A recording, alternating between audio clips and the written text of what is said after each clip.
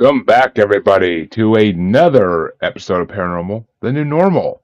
And it's a weekend edition, too. Yay! You guys love that. But I'm your host, Jeremy, as always, trying to make the world seem a little more normal. Does it ever happen? Oh, God, no. I've got to stop saying I'm trying to do it because it didn't work. But maybe it'll happen today. Maybe, because as always, I am joined by a guest to help me on this perilous quest. And my guest today is Vandana, a UC Reiki Master, and inner child mentor, plus a lot of other things as well. But we're going to get into all that in a bit. First things first, how are you doing this fine Sunday morning? Well, for me. I am very well and feel pretty rested, even though the energies are super intense and we have uh, a new moon, like a super new moon. I think it's a super new moon, but it's definitely a new moon in Virgo tomorrow. So it's really, I'm feeling all of that energy around me, around my field, and just being okay with all of it, just kind of like being in my center and grounding as much as I can, even though the world seems like it's really moving in a very maybe unsettling direction, but we'll see what happens. So we're just trying to live in the moment, and not get too caught up in the chaos. But thanks for asking.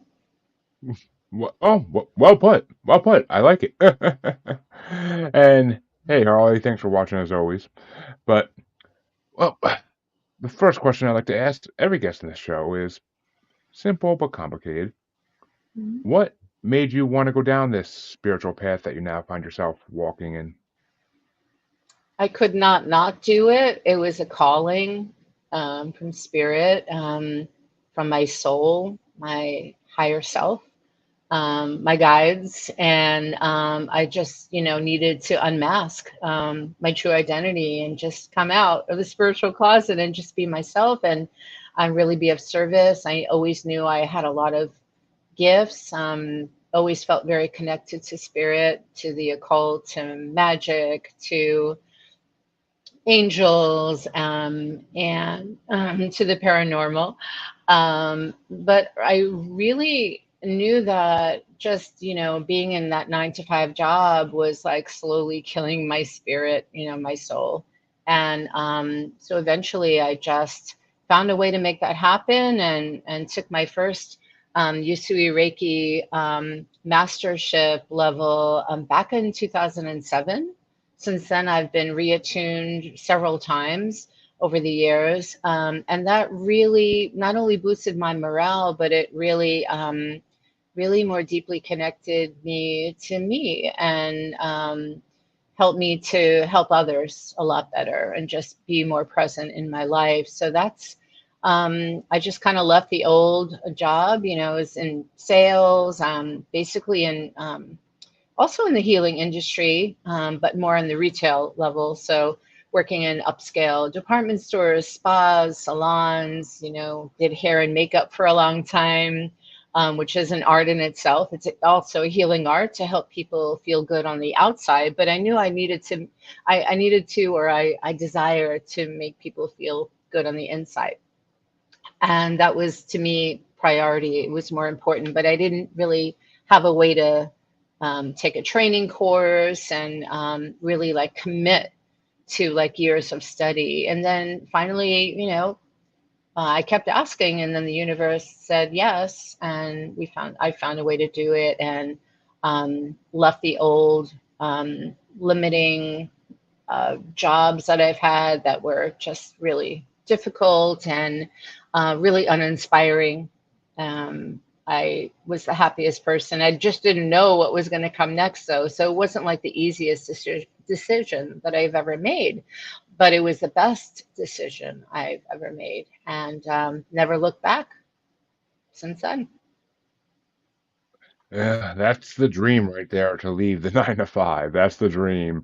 And I Hmm. mean, the day that's possible, I will be the happiest man on earth. But Yeah. it's not quite possible just yet. But maybe someday if this thing takes off, this podcast or other podcasts, if one of them take off, then maybe, but we'll see. It's my Well, I own way of don't. Yeah, Oh, sorry. I don't recommend it to everyone to just like take a deep dive, like dive off of that diving board like right away, like all at once. I did it and just trusted the unknown. But I would recommend doing it just gradually and, finding a great teacher, a mentor, a guide, a coach, yeah. whoever that person is and whatever field that your calling is calling you. And then, kind of taking it slow and maybe like gradually easing and reducing your hours from that, from the rat race, from the 3D um, mentality, that mindset, the matrix. And then, just finding where you need to be. I mean, I did it all at once and it was pretty scary and unsettling, but I just, I knew I needed, for me, that's the only thing that would have worked is to take like that leap of faith. And I'm really, really happy I did. It's not such an easy task, but like I said, it changed everything for me. Yeah, I mean I mean it's not for, I mean I would never just, I would never go depart that fast from the 9 to 5 life. I never would just jump out of it completely. I can't imagine Yeah. that ever working for me, so I would have to Oh slowly yeah. ease my way out of it someday. But well, maybe someday if eh, if things go right, then that's possible in the future in a way. But we'll see. It's It's always been a year. possible. It's Yeah. always possible. I think it's just being in the right place at the right time and really feeling on a soul level like you're ready to do this. And it takes a lot of courage. It definitely does. And but the greatest thing is that I was able to find out so much about my inner world and like my gifts and healing abilities, like for example, I never knew I was a writer. I never knew that I could write content, that I was a content creator. I never knew back then that I was like a teacher where it felt like so natural that I just, even can do that in my sleep or, write an inspiring blog. It just felt and still continue to feel so connected to these divine downloads. And as far as like networking and being a meetup organizer, um, I was able to find out so much about myself that if I would have stayed in my bubble, in that really tight and comfortable bubble, I would have never really gotten to know myself and expand my gifts and really be of service in a bigger way. So I just wanted to, hopefully, this is inspiring people, whoever is listening, as well as you, Jeremy, that it is possible. Oh my guests usually inspire me in some way or form. So that's part of the reason I do this show. Is it's also an uplifting thing for my life to do this show. So it's about the guests, but it also helps me in in small ways too. So I mean, if you Yeah. know, but all that goodness has to go both ways. But Yeah. oh, I kind of want to jump into something you said a little earlier though, because you said and because on this show we happen to love when people tell us about when they first start experiencing the spiritual gifts. And you said from an early age you could sense Hmm. things, which kind of wanted to dive more into that because that's always an interesting topic. Yeah, I always used to like see like kind of glimpses of light, like if I would turn in a certain direction or like sort of with my peripheral vision, like from the sides of my eyes, um, I was always a sensitive. I was born a sensitive uh, soul, and we call that being empathic, being an Yep. intuitive or psychic, telepathic, just a highly sensitive soul. Um, it hasn't always been easy to navigate that ability just because I could read minds and um, read thoughts and feelings of people, and that includes judgments as well as compliments. So Yep. also not an easy ability to navigate, but again, it's possible with the right training and the right teacher or the right information um, to be grounded and also to practice safe and healthy boundaries at the same time. But as far as spirits go, I do. I was going to share this with you. We talked earlier that um, I've been. I used to do paranormal investigations for a while. I used to go to like a lot of haunted houses, and I had a team that I worked with, and we used to go together to people who have just lost their loved ones to communicate with their children or parents, and have these rituals and. It was very deep work. It was very sacred, and I'm so grateful that I did that. But then after a while, I felt like because I'm an empath, it was almost too much, and I didn't really want to get into any like ghost busting or battling with spirits or martial arts because I did have somebody in my life at that time that I used to teach psychic development classes with who used to actually do that. It was like a guy thing. I think they used to like really kind of take pleasure in that, like in defeating the ghost or, battling. And that wasn't for me. I come when I make contact or connect to the spirit world, it's always with compassion Yeah, of and course. inquiry and curiosity. Um, so yeah, there was this one time it was probably well, actually, I'll just share two quick moments if that's okay. The No, of first time course. I ever actually saw the outline of a spirit, I think I wasn't even married yet. I got married very young, and my former husband at that time and I were, I think we were leaving my mom's, on a visit to my mom, and she was waving goodbye. I'm gonna get emotional probably now, but I miss her a lot. But anyway, um, so she was waving goodbye, and we were waving goodbye from the car, which was right outside of her home. Like we were just parked in the middle of the street. It was a quiet night, and there was nobody around. And then both of us looked over, and we just like looked in the direction, and we saw the outline or the form of a man that was walking behind her as she stepped away from the window and turned around. So she turned Hmm. around, she's walking away from the window where we were all waving goodbye to each other, and there was this very tall man. I still remember to this day, and this is like almost 40 years ago. It was a long time ago. And for the first thing I did is I looked at my then husband and I said, "Did you see what I just saw?" And he was like, "Yeah." I was like, "Doesn't that look like a man with a navy suit, like tall, bald, like very, very tall?" And then he's like, "Yeah, I saw the same person." So I said, "This is ridiculous." So I got out of the car, I rang the bell, and I said, she's like, "What? What's up? Are you okay?" I'm like, "Yeah, you have somebody here?" She's like, "No." I mean, she was a single mom for many, many years. She was not interested in dating or anything. Yeah. So I kind of knew that she didn't, like nobody was actually really there in physical form.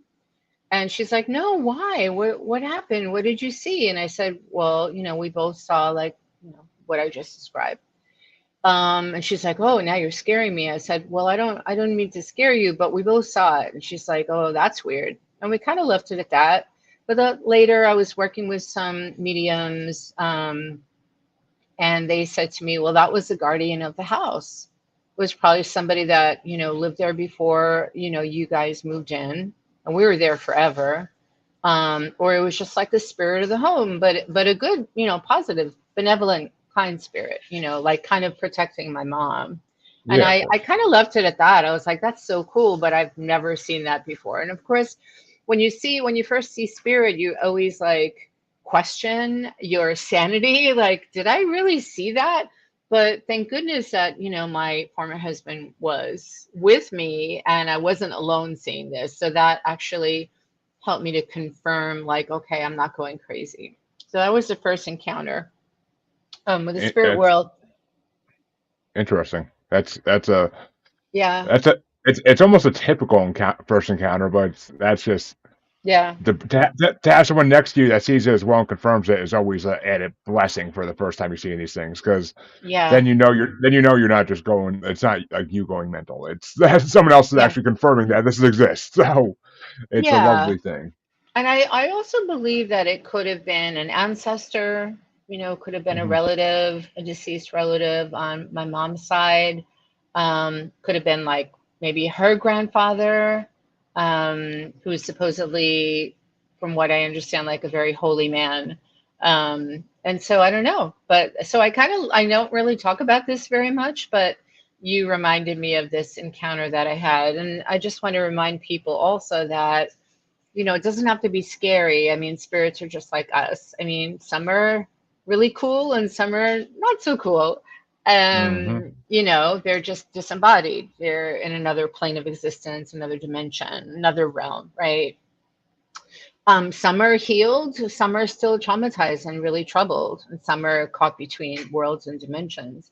I have actually a class coming up that's called Sending Lost Souls to the Light. So, this is something that I feel is very important for our planet, because there are a lot of trapped, buried souls on the land, and they can really cause havoc.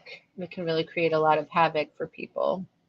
So, as well as ancestors who are also not quite healed. And so they can't really become a true ancestor. They're still like a ghost.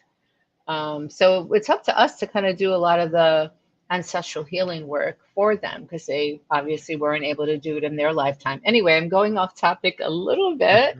Actually, Um, we love wormholes in this show, and I love that wormhole you went down. So that Thank works. you, that rabbit hole. Yeah, so then the second time, Jeremy, was I was visiting a family. My then former husband, his side of the family had family friends in California. We're in New York. And so we were in this home that now, I mean, it wasn't until after my experience that I realized that we might have, that home that we were living in, sleeping in, swimming in, they had a swimming pool, that might have been built on native land, which is not cool. But they Hmm. might, I'm thinking they probably didn't know that. But it was a vortex, it was definitely a portal.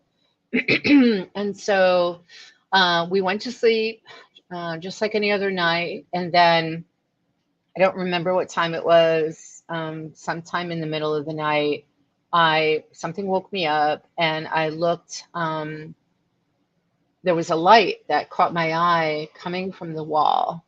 There was a light. There was in real life there was a light fixture on the wall there, but it just seemed like it got brighter and brighter, that where it woke me up.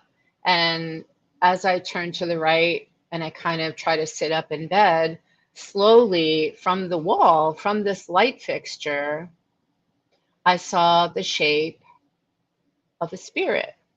Little by little, it started materializing right in front of my eyes. And first, I saw the hair, and then the body, the head, the body. And then I actually saw such lucid details. Like I saw the color of her dress, I saw the color of her hair, which was all gray. It was all gray. And then her bag, she was carrying like a clutch bag, and that was also gray. Her shoes were gray. And then actually it took a form. So it was slowly like through the vapor, right? The mist, it became a form, a physical form. And then I saw that it was actually my paternal grandmother, who I had actually almost no relationship with. Um, and then I saw the woman with this kind of smirky smile. And she said to me, "Wish me luck." And I tried to answer her and say good luck. And then I realized that I couldn't. And that's what's called like a sleep paralysis, like an energetic paralysis when you're frozen, when you're woken up from sleep. And I literally could barely move my body or talk. And then with as soon as she said, "Wish me luck," with that kind of like, haha, like wish me luck. And I was like, oh, good, good. And I really, really couldn't talk. So all of a sudden that same figure went back into the wall. It dissolved into thin air. Like I said, it dematerialized, right? Ooh. I know it sounds crazy. It's like, what is this Eh. woman really on the up and up? Seriously? Swear to God. That's what happened. And I mean, I know people who have seen a lot. more than I have. And this was a very unique isolated event. I've never seen that. I've never seen so clearly the form and the outline of one of my ancestors ever before. I've dreamed about them. I dream about them all the time. Have conversations with them, remember them. I have an ancestral altar, but that was like a one of a kind thing. And I hope that it can happen again in real life, not just in dream time. And then the last part of this is that I um, was like scared. I got really frightened, understandably, right? And so I turned to my husband, my then husband, and I said, like, wake up, and he's like, oh, what? I'm like, wake up. I just saw a spirit. I think it was my grandmother. He's like, oh, go back to sleep. You're dreaming. I'm like, no, but I'm not dreaming. And of course, I couldn't fall back to sleep. But then eventually I did. And then I was still in shock. So the next day, I told um, the friend of the family, like the son of the parents that we were staying in their home. And he said, what? If you should have told me, because I have my gun and I would have shot them. I would have shot it. I'm like, you can't, they're already dead. What do you mean? Like, what? You can't shoot a spirit. And anyway, that's probably not good karma. So why would you do that? And then I thought, okay, I need to just let this go. And then I believe that I had some friends at work, and one of them was a medium, and she just was like, yeah, I mean, she obviously had a message for you, and it was probably uh, like a portal there. And it was very easy for her to find her way to connect with me. But that was my first encounter. Well, second, actually. And I'll never forget it. I'm really deeply grateful. I still think about it to this day. Like, I wonder what she meant by wish me luck. And then I was told, well, she might have been going to a higher level of evolution. And that could probably be why you know, she was shifting. She was up leveling to a different dimension on her own soul path, her, spiritual evolution. So I think that's what it meant. But yeah, that was pretty incredible. Sounds incredible. I mean, and you can't. I love it. You can't shoot a ghost. No, unless you have some actual Ghostbusters equipment, you can't shoot a ghost. Not a But good idea. It might even backfire on you. So yeah, I literally, yeah. mean, this was not like a person that I was friends with or anything at all, or that I had any respect for. So it wasn't really a surprising comment that he made. But yeah, so those are pretty much like the main encounters that I've had in the spirit world. I am able to see through veils and those little bubbles when you take a bubble bath. Like, I'm able to see the crystals inside of the bubbles when I defocus my Really? eyes. Yeah. I always thought that everyone could do that.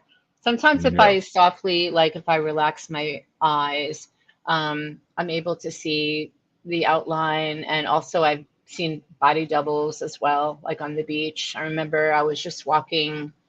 Um, I wasn't walking. There was a person walking in front of me by the shore, and I was just like relaxing, sitting up, and I literally saw their body double, like the outline, Oh, of their other body, their astral body. And yeah. I also tend to see like a lot of colors when I gaze at the sun. I see a lot of sort of columns of light and like beams of different color light, and it's very beautiful when I close my eyes. Yeah, so this is why I hope to empower and inspire a lot more people so that they can open up their gifts as well and activate their higher senses, and just um, just receive sometimes even life-changing messages and information from spirit, especially from the thousands of helpers and invisible light beings that I work with and that I teach people how to channel as well. That's yeah. I mean, there's a lot the spirit world has to offer us that we are just starting to realize. I mean, Yeah. spiritual awakenings have been happening for the last debated. This is debated, but I mean, in my opinion, it's been happening for the last 12 years.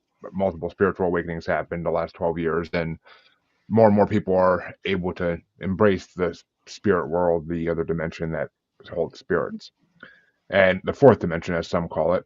And I actually had a guest the other night saying that he speaks with Arcturians, an extraterrestrial Hmm. species, and Yeah. they believe that there are people who can embrace the fourth dimension are going to kind of start to separate from people who only embrace the third dimension, and it's not going to be a physical, you can see it type of change, but it's going to Hmm. be more of a spiritual change, and it's going to greatly impact the world when it does happen. But it's when is a whole other question. But Well, my point of view is that it's already happening slowly and gradually. We can't ascend all at once overnight. It's going to take at least 144,000 of us who share um, this energy, this frequency, higher dimensional frequency, but that are open to make contact with the higher dimensional councils of light, whatever you want to call them. I work with Arcturians. I work with galactic divine doctors, surgeons, and shamans. So these are they perform etheric light surgeries on people, and they work with the etheric body. And so Arcturians and also Syrians. I also work with a lot of Syrians. Also, a lot of the goddesses like Isis and Sekhmet and Best, and a lot of the blue rays, and the ancient Egyptian guides, goddesses, gods and goddesses. Um, this divine feminine energy. So the Arcturians really are the ones that want to see us not only survive but thrive as a human species, so we can move from uh, Homo sapien to Homo luminous light beings. And so I also work with the Arcturians for several years now with a specific um, physician, cosmic physician.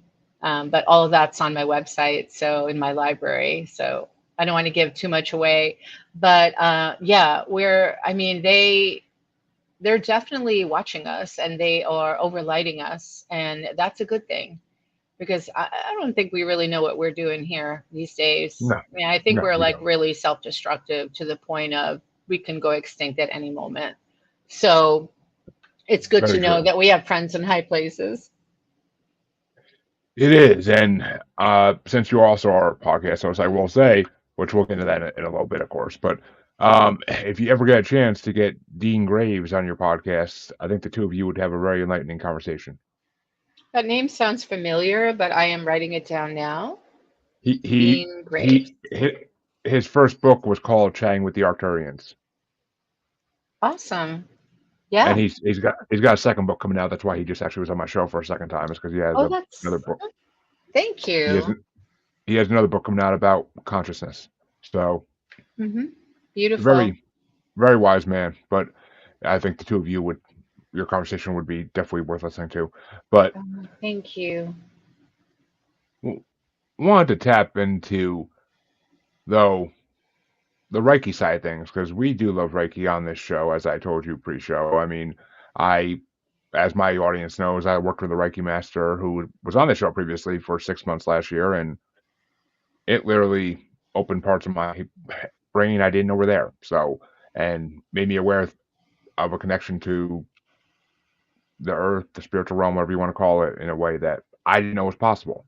So, Yeah. I do, I do highly believe in Reiki, and now I didn't at first even when I first started working with it, I didn't believe in it, but Yeah. I was made a believer, and so, but and watch me screw it up now. Yusu, I just screwed it up, didn't Usui. I? It's Yusui, the see, founder. He was the founder of Reiki, uh, the modern day version that came from Japan to the West. But actually, Reiki has been in existence from the beginning of time. Many people say that Jesus was the first Reiki healer because it's laying on of the hands, right? But this is authentically, not necessarily to create like a instantaneous, miraculous, Yeah. spontaneous healing, or like to get people to be able to walk who couldn't walk before. It's not really like faith healing, but this is more about like um, the connection to life force energy, the raising of our vibration, the expansion of our energy fields, and the raising of our consciousness, right? So it's connecting again to the higher realms. And like you said, Jeremy, you can't really talk about it until you experience it like firsthand. And because there's no such thing really as time or space, there's no division, separation, duality, it's all an illusion. Um, we can send Reiki just with our intention, just with a really clear, strong, focused desire and intention from our heart space. We can send Reiki to people, places, things, to our inner child, to our future self. And it's just a way of really getting that guidance and that strong connection and grounding. And it's really the deepest form of relaxation and stress reduction that I know of. So it's really a rebalancing act. It's really about centering and balancing our energy centers, our chakras. Um, and there's nothing else like it. I remember I was working in a spa offering Reiki sessions, and I had to educate a lot of people. And this was about 7 years, 6, 7 years ago. I had to educate a lot of people about what Reiki is. Reiki is just divine love and life force energy. It's universal life force energy. And it's like a reconnection to this energy because we've become unplugged and disconnected in so many ways, due to traumas and things like that, accidents, injuries. So I remember talking to this guy, and after I gave him a session, he didn't know what to expect either. And he said, wow, that was even, he thought he was going to have a massage, so that's what he booked. I said, no, it's not really a massage. I had one woman like take off all her clothes and she was just wearing a robe, like a spa, like white terry robe. Yeah. And I was like, put your clothes back on, number one. This is not a massage, this is Reiki. She's like, oh, they told me I should do that. I was like, no, I'm sorry. I have to educate the front desk too. But anyway, the guy said, wow, you know what? This is so much better. This is way beyond a massage. So much better. I'm going to ask for Reiki the next time I come here. I was like, great. It's I would actually call it a massage for your spirit. I love That's what that. I mean. It actually really is. It makes Well, you walk away feeling like you're walking on air. You walk away feeling yes. like all your worries are gone for however short time it lasts. Your worries are gone. I mean, it may only last 10 minutes. It may last a day or two, but depends on what happens after that. I mean, I literally have had things happen that put me in a bad mood right after I got done with Reiki. And I'm like, oh, come on. Why? You couldn't wait an hour or two? Like, let me enjoy this. But it's Yeah. just, that's life. You can't do anything about that. But of Well, I just want to, if I can, just share course, that I always advise or suggest that people don't, that they kind of take a nap or a rest or maybe just take a walk in nature and not be exposed to any toxic energies or, energy drainers like people who have like a low vibe or, you know what I mean, who might be troubled or addicted and things like that. And to really just enjoy being in this bubble, this space of grace, and to enjoy as long as you can to really soak up and bathe in this energy, and also maybe to take a shower or a bath and just bathe themselves in light, rub their hands together and just imagine that they're just like the light is streaming over them and through them, and they could actually like, yeah, bathe in light, cleanse themselves, because that's what it is. It's cleansing, it's clearing, it's purifying all of the inner swallowed poisons and toxins that we are exposed to, especially if you identify as being an empath. we're like sponges, right?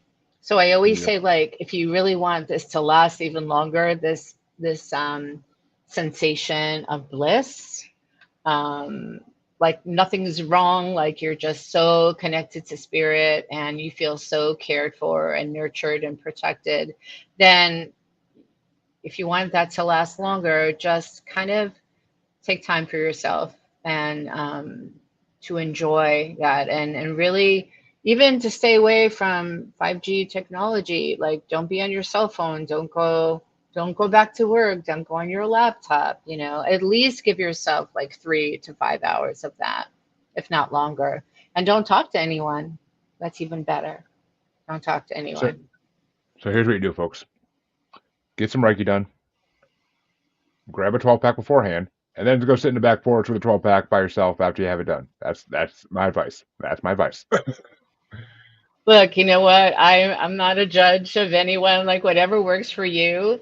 But I think just to sit in that stillness and that silence and just to reflect on how loved you are, and how just being in a body and being granted a life and incarnation is in itself a rarity, is in itself a gift and a blessing. And many souls don't have the opportunity to be reincarnated or even incarnated here on the earth or even on another planet for centuries. So that is a gift. And it's like, what are you going to do with this gift? How will you make the most out of your gifts and really heal and recover from all the trauma that we've been exposed to, that we experienced as children, even back in the womb? It started back then. Not for everyone, but for a lot of us. So it's just about that connection, that cosmic connection to your true self with a capital S. Yes, I agree 100%. And actually, that kind of is a good segue because as I said earlier, folks, Vandana does host a podcast, Hmm. adult children in recovery, moving from insanity to serenity. And I did kind of want to touch on the inner child though, because it's not really a discussion we've had too much in the show. We've talked Yeah. about it here and there, mentioned it, but we never really dug into it a little bit. So I figured now would be a good opportunity to finally get into it because after 200 episodes, we need to dig into new things now and then. So Thank you.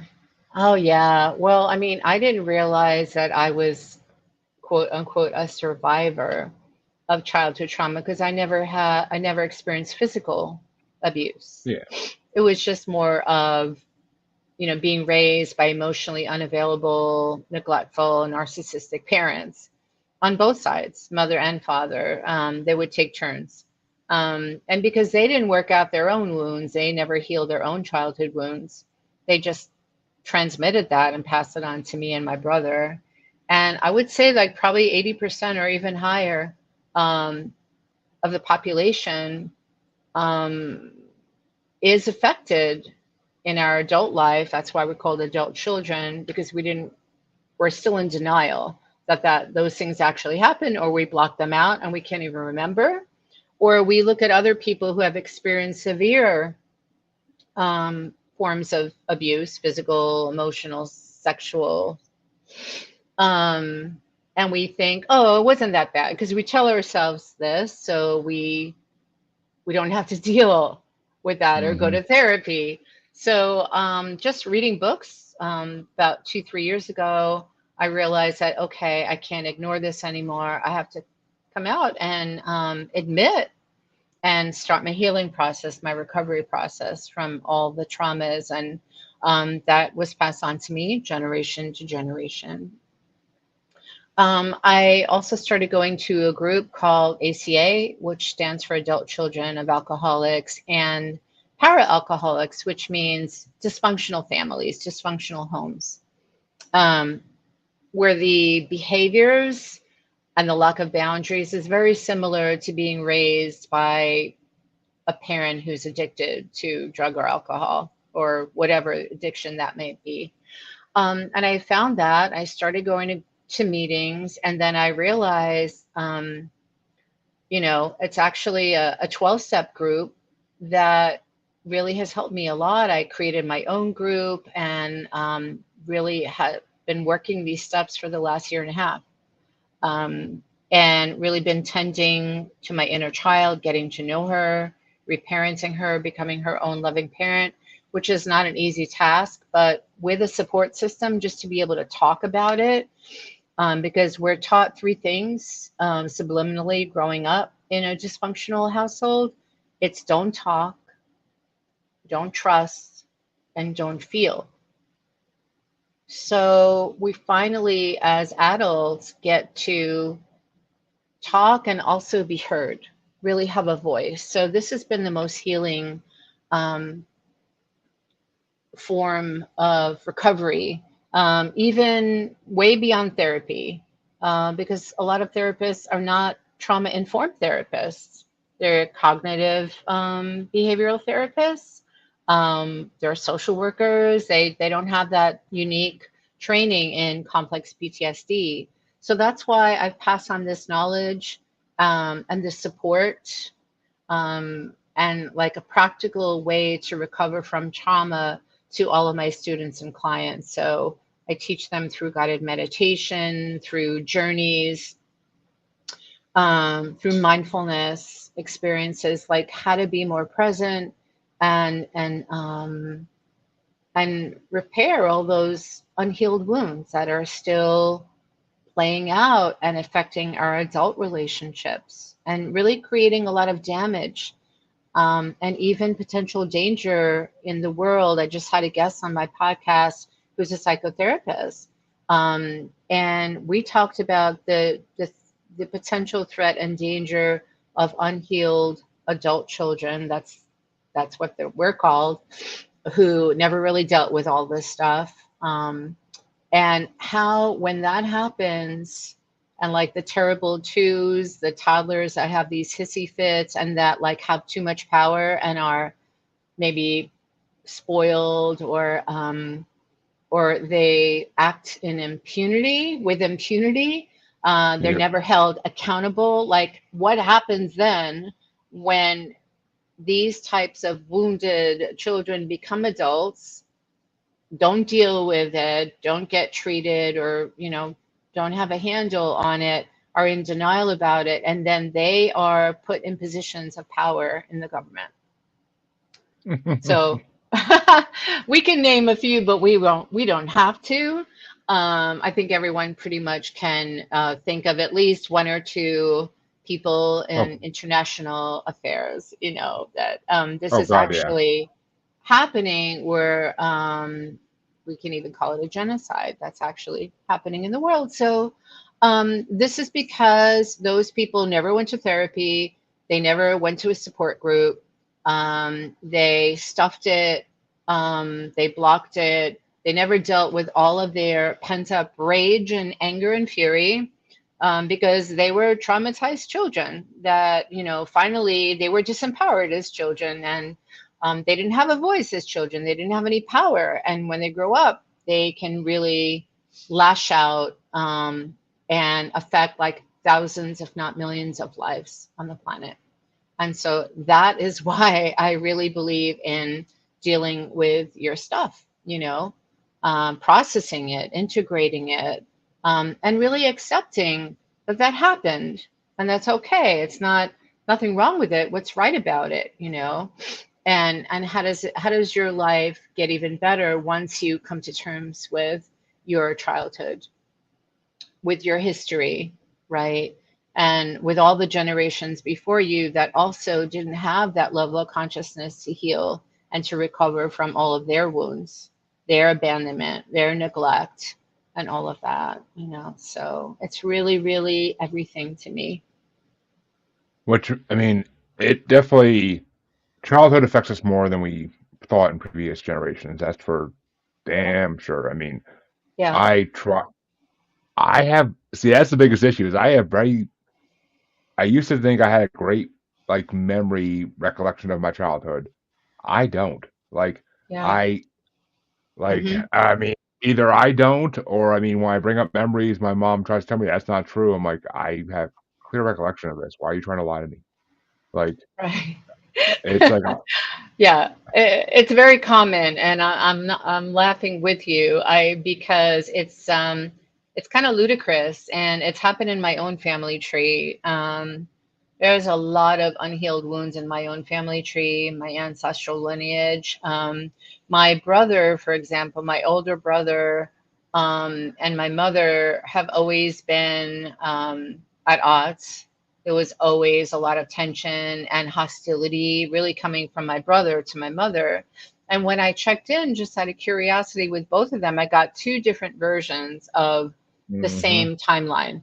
And basically, he told me, well, she forced me as a child to go to a psychiatrist and get, and start taking like Ritalin and stuff like that. Because, I guess like he was different. He was probably an empath too, a sensitive soul, and she wasn't.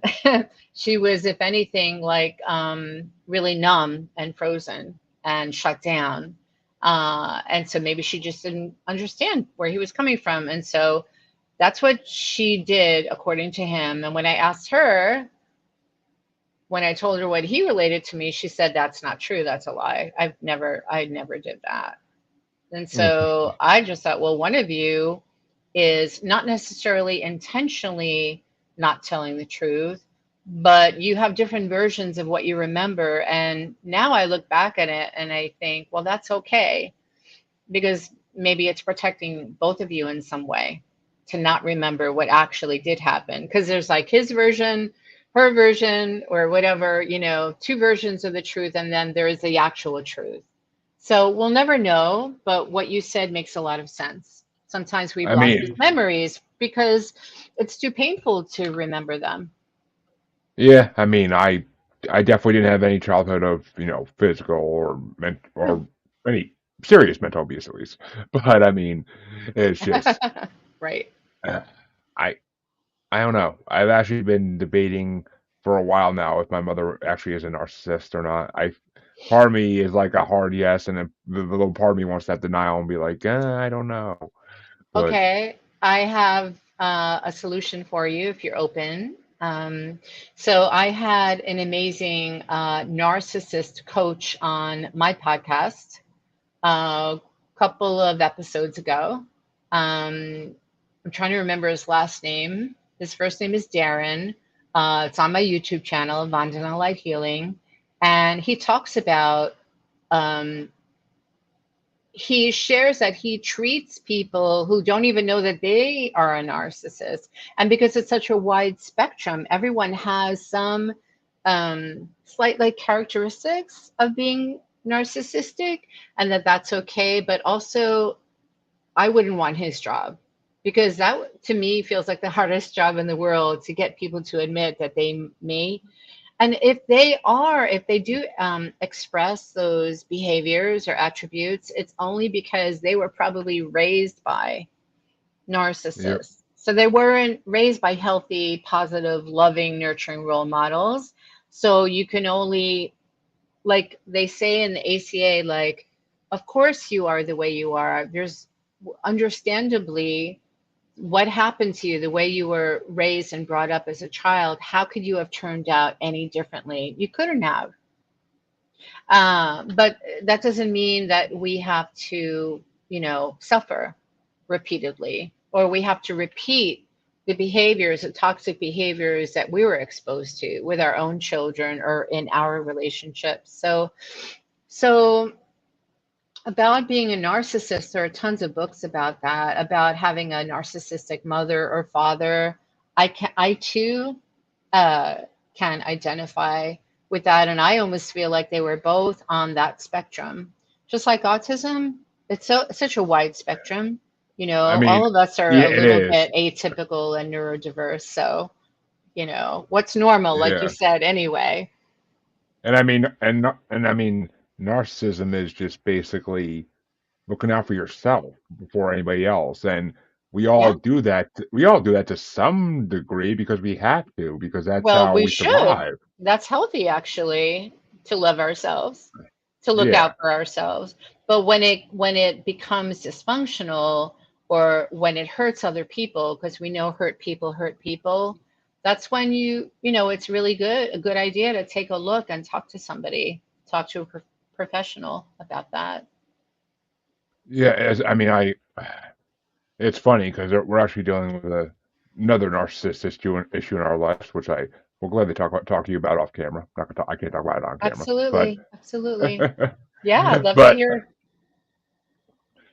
but I guess the next place to go is, well, I mean, it's funny you brought politics, so I could definitely name a couple, but I like to try to keep that stuff off this show because I'm gonna lose a lot of listeners if I start giving No, my I opinions on politics. understand that's always that like delicate, like walking on eggshells, or it's a balancing act. And I mean, I am struggling with that too, of just being quiet and not sharing what I know to be true. And so I totally respect that. And I also working on trying to better understand and have more compassion for people who don't agree with, where I'm at. But there is so much division, so much um, That's all you separation. that's all you see on social media. That's all you see in your hometown, for God's sakes. Nowadays is, I mean, my whole life I've never seen people get so No, worked up over political differences. I mean, my whole life, and I was around for a lot of yeah. interesting elections. Yes, I totally hear you, Jeremy. Yep, totally hear I you. mean, there's a nice little band of guys in their trucks in my town that like to drive around and honk their horns with their Trump flags flying. So, you know, Oh, it's and ouch. I ain't gonna say whose side I'm on my podcast on any podcast, but it's Right. just yeah, It, it's interesting. these are adult children. This is the perfect example of unhealed, wounded adult children acting out. That's what 2-year olds do. They act out, right? If they don't And get their actually, way, they act out, and they can create lots of havoc for people. They don't get their way. and, and actually, this happened a few months ago, and it was on our town page. But this kind of is a good thing because it shows both sides of the aisle. Right. During one of these presentations where they were setting up somewhere with their flags, uh, one of them had their granddaughter with them or their daughter, something like that, and somebody else drove by in a car and started yelling out. I forget exactly what he said, but he started yelling out this little kid about how he's a bad man, talking about Trump, and the little girl was yelling back, "No, no, he's a good man," and he started yelling out, "Your father's a bad man too," and this video was just basically of this grown man who had to have Yeah. an argument with a child over Yeah. political when the kid is just obviously following what her family It's believes. insanity. She's not old enough to know, everything about the issues and the different parties. Like That's she's just abuse. That's child abuse. basically, I mean, no one's gonna do it got posted all over the town page and people were hating on the man, hating on the other man, and of course, Hmm. people pick sides because town pages Scary. are one of the worst things in American culture. But It's very they get scary what's happening in the world. And this is why I had that guest on, that psychotherapist, and she actually wrote a book called America in Therapy. Her name is Phyllis Levitt. Shout out to Phyllis. She's incredible. She's in New Mexico, and her work is like really important and needs to be heard. So I really loved having her on as a guest because it just makes so much sense that this is the reason, because of trauma. It's all we live in a toxic culture, and that's what a lot of trauma therapists and teachers like Gabor Mate say. We live in a toxic culture. And what is the normal anyway? So, yeah, exactly. There is no normal. yeah. I mean, okay, well, there is a new normal, and it's the paranormal. So there you go, taking There it you full circle. go. Yay. Love it. Love it. Beautiful. But in these last few minutes, I'm actually going to let you tell people what your podcast is about and why they Yeah. should come listen to it. Yeah, and I also have a website, also Vandana Light Healing. Everything's Vandana Light Healing. My YouTube channel, my podcast on Buzzsprout. It's Vandana, V like victory. Light Healing. That's my spiritual name. That very beautiful, we call her Divine Mother. Her name is Amma. She's a spiritual, like, mother figure, an avatar, ascended master from India. She's also known as the Hugging Saint. So she gave me my name, which is a very high vibrational name. It's a blessed name many years ago. So that's what most people know me by. So as far as my adult child podcast, you can just search for, and I can send you the links, Adult Children in Recovery, Moving Beyond Insanity to Serenity. And that's everywhere. It's on my YouTube channel. You can also find me on Facebook. You could also find me on Instagram. They're all Vandana Light Healing. That's my name everywhere.